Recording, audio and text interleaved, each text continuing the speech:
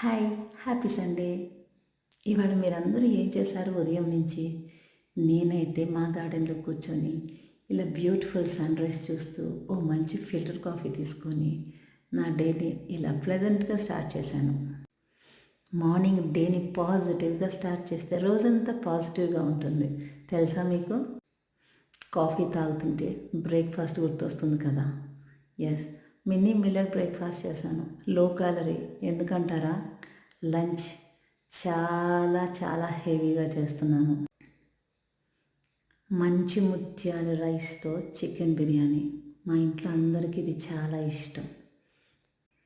Chicken biryani వాళ్ళకిష్టం.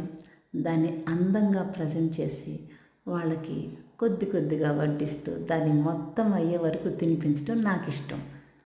మా చిన్నప్పటి రోజుల్లో చూశానండి అరిటాకులు బిర్యానీ వడ్డించటం. ఈ మధ్యకాలంలో మరలా మొదలుపెట్టారు కదా. చికెన్ బిర్యానీతో పాటు మసాలా వడలు చేశాను. లక్కీగా బాగా కుదిరాయి.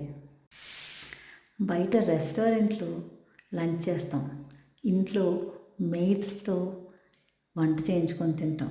వాటికి వెయిట్కి రాని కిక్కు మన చేతులతో మనమే స్వయంగా చేసి పెడితే ఎంత తృప్తిగా ఉంటుంది, అందరూ ఎంత హ్యాపీగా తింటారు. కానీ వీక్ అంతా కుదరదు కదా.